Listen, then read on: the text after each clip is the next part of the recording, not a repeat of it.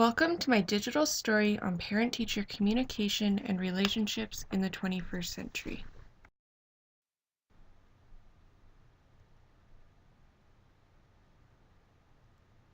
I am interested in doing this topic as I already work with families and children as a child development facilitator, and I am finding that as more time passes, the way of communication between myself and the parents is really changing. Now there's email, texting, and blogging. I am often emailed or texted on weekends or personal hours and am expected to give a quick response. Although I love my job, I do find this aspect to be very irritating as I am not always attached to my computer or phone, but I feel the pressure to be constantly connected. Where do we draw the line? I'm trying to learn about all of the ways and different styles of communication between teachers and parents. I also plan on comparing these newer, more technologically savvy ways to more traditional ways. My goals are to compare ways of communication between teachers and parents and examine which may be the most effective. Through these comparisons, I hope to maybe see if teachers have left themselves too available to parents.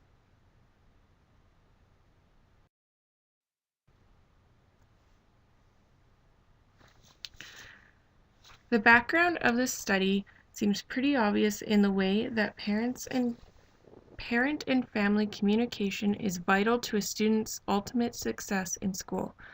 Relevant and open communication with teachers and parents helps build the bridge for a student's ultimate success in school. Previous work and studies done on this topic would appear to be more old-fashioned than our newer ways of communication through technology. I'd like to get newer, personal, and local information in order to compare findings and suggest solutions.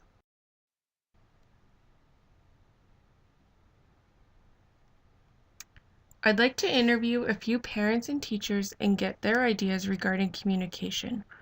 I would also like to be able to discuss with teachers that have experience with both newer and more traditional ways of communication. I plan on asking teachers that I have worked with previously, and I will interview parents that I have worked with in the past through my own job.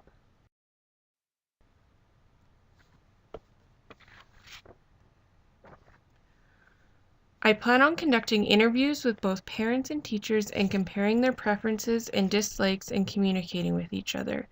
Are they similar, and how do they differ? I ask the following questions to both teachers and parents. 1. How are you able to get in touch with teachers/parents? 2. Which forms of communication are the most convenient? 3. Which form of communication is the most effective? 4. How has technology affected parent-teacher relationships? Would it be different without technology? And 5. If you could alter anything about parent-teacher communication, what would it be? The teachers and parents are going to be ones that I've worked with in the past.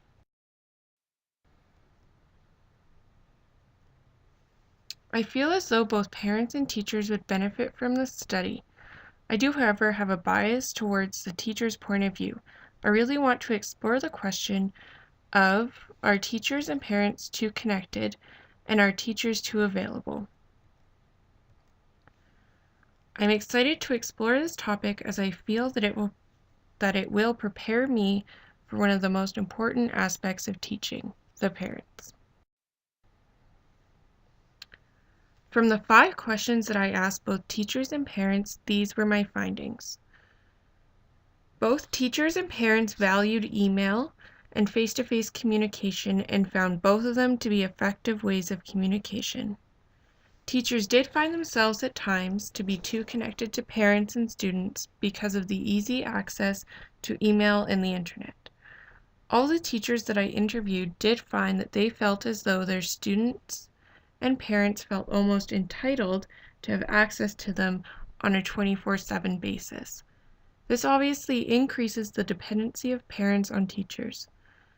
Another issue that was raised on behalf of the teachers was the fact that they felt as though email can come across as too casual and that this interfered with the professional relationship that they are expected to have with parents.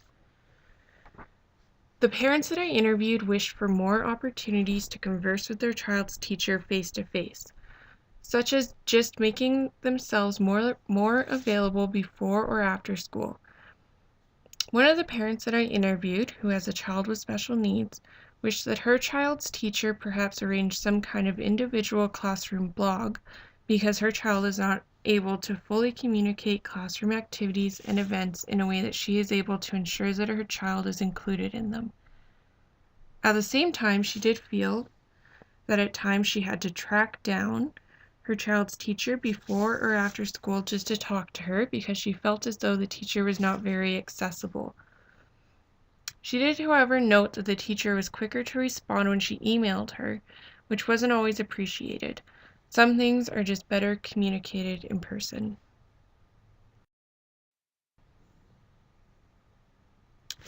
Through my research, I was able to compare my findings and come up with perhaps some solutions that may make communication smoother between parents and teachers while still using technology. A combination of email and face-to-face interaction. Maybe the teachers could send out a survey of sorts at the beginning of the year asking parents what their preferred method of communication is. Yes, it will take up a considerable amount of time, but it is a necessity to have parents involved in their child's learning. Considering individual students' needs. There are quite a few special needs students in our classrooms today, and teachers need to be aware of their individual needs. Simply assuming that all of the children in your class can take note of homework and class events is not functional. Children in your class, there are students in every classroom that struggle with writing, listening, and interpreting instructions. Teachers need to ensure that even if that student isn't in the loop, that their parents are and are completely aware of what is going on in the classroom so that they can support their own child. I'm suggesting email/blogging hours. All of the teachers that I interviewed agreed that they felt too connected or available to their students' parents.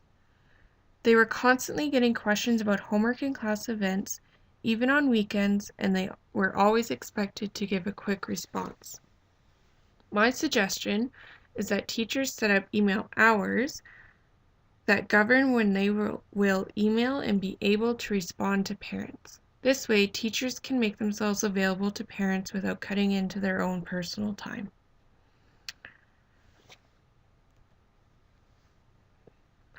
Email expectations and standards. The teachers that I interviewed also agreed that emails from parents can come across as too casual. As with the suggestion of email hours, at the beginning of the school year, I suggest that teachers outline and gently remind parents of email guidelines where they can suggest appropriate email conduct.